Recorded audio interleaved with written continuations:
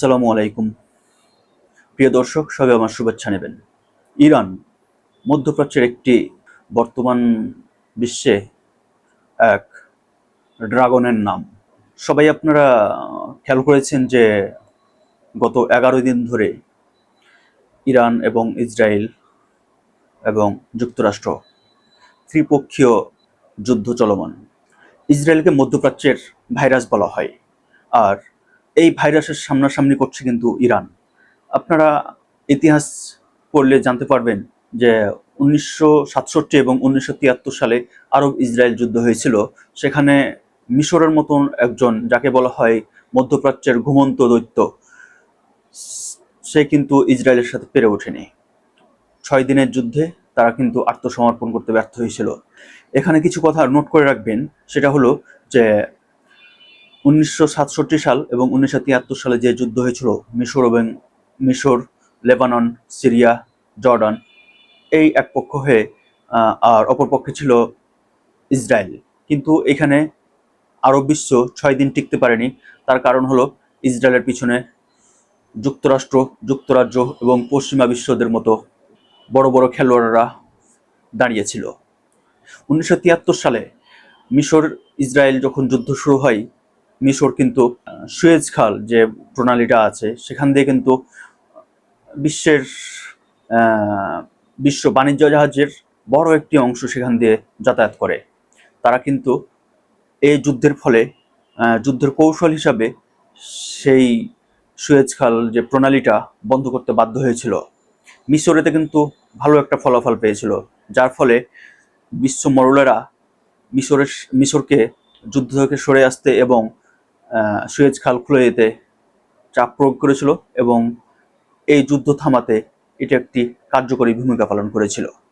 সেরকমই ইরানের হাতে বর্তমানে আছে হরমুজ প্রণালী, যার তেল রপ্তানির বড় একটি অংশ হরমুজ প্রণালী দিয়ে তেলবাহী জাহাজগুলো যাতায়াত করে, যার ফলে এটি একটি ইরানের জন্য প্লাস পয়েন্ট।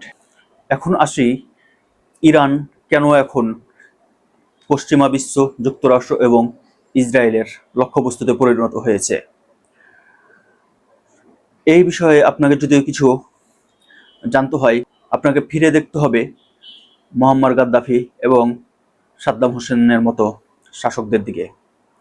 মুয়াম্মার গাদ্দাফি চেয়েছিলেন পশ্চিমা বিশ্বকে এড়িয়ে এবং ডলারের বিপরীতে ইসলামী রাষ্ট্রগুলোকে নিয়ে স্বতন্ত্র একটি মুদ্রা ব্যবস্থা চালু করতে, যেটার নাম দিতে চেয়েছিলেন ইসলামী স্বর্ণ মুদ্রা অথবা ইসলামী দিনার। এটা যদি কার্যকর হতো তাহলে কিন্তু যুক্তরাষ্ট্র তাদের ডলারের যে মান, যে দাম, সেটা কিন্তু হারিয়ে ফেলতো। বিশ্ববাজারে ডলারের দাম যদি কমে যায়, যুক্তরাষ্ট্রের আধিপত্য সেখানে অনেকটা হ্রাস পাবে। যখন মুয়াম্মার গাদ্দাফি এ বিষয়ে হস্তক্ষেপ করলো যে নতুন একটি মুদ্রা ব্যবস্থা চালু হবে, তখন যুক্তরাষ্ট্রের মাথায় টনক নড়ে। তারা কিন্তু লিবিয়াকে একটি লক্ষ্যবস্তুতে পরিণত করে এবং মুয়াম্মার গাদ্দাফির মতো একজন চৌখস শাসককে পতন ঘটায় এবং তাকে হত্যা করে। আবার দেখুন সাদ্দাম হোসেন। ইরাক 80-এর দশকে বিশ্বের শক্তিশালী রাষ্ট্রগুলোর মধ্যে একটি। তারা চেয়েছিল মধ্যপ্রাচ্যে নিজেদের আধিপত্য বিস্তার করতে। 1980 সালে সাদ্দাম হোসেন মিশর, কুয়েত, বাহরাইন, ইরান এগুলো দখল করে যে তেলের একটি বাজার, সেটা কিন্তু নিয়ন্ত্রণ করতে চেয়েছিলেন। তারই প্রেক্ষিতে 1980 থেকে 1988 পর্যন্ত যে ইরাক ইরান যে যুদ্ধ হয়, এই তেলের খনি দখল করার একটি প্রক্রিয়া মাত্র। সাদ্দাম হোসেন চেয়েছিল যদি মধ্যপ্রাচ্যে তেল উৎপাদন নিয়ন্ত্রণ করতে পারা যায়, তাহলে বিশ্ব তার কাছে মাথা নোয়াবে। যুক্তরাষ্ট্র, পশ্চিমা যুক্তরাজ্য, এরা কেউ তার কাছে এসে পাত্তা পাবে না। যখনই তিনি এটা করতে চাইলেন, তখনই কিন্তু যুক্তরাষ্ট্র, যুক্তরাজ্য তাদের মাথার টনক নড়ল।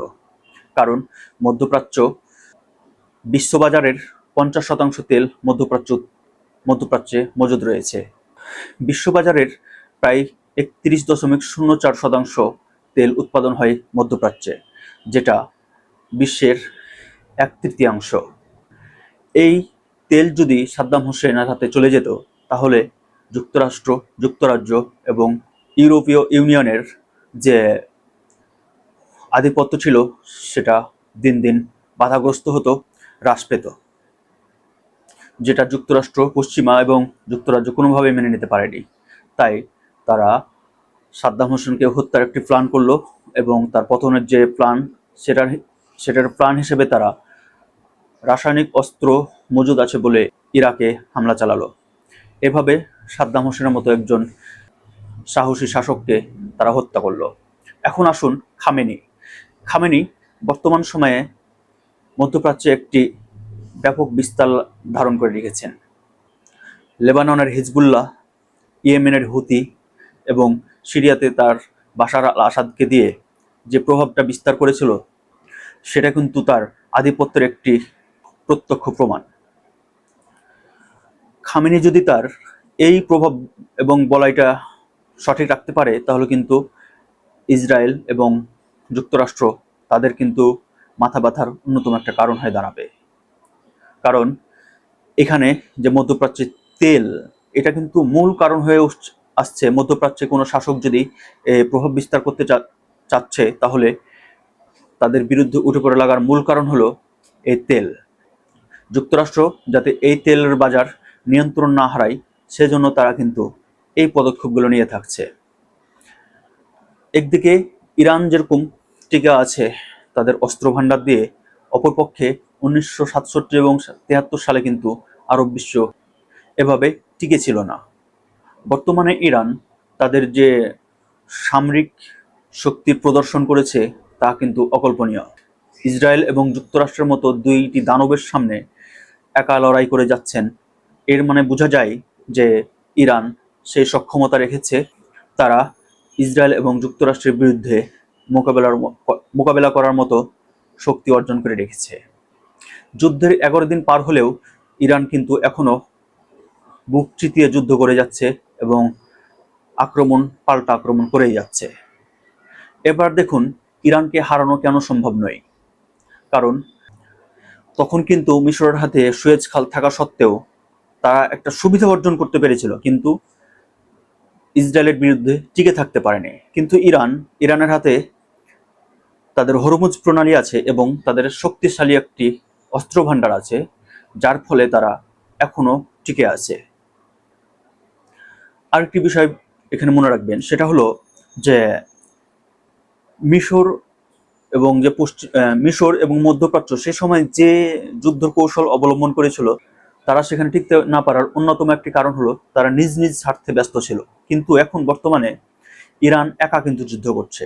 তার স্বার্থ একটাই, যে তাকে টিকে থাকতে হবে এবং মধ্যপ্রাচ্যে তার প্রভাব বলয় টিকিয়ে রাখতে হবে।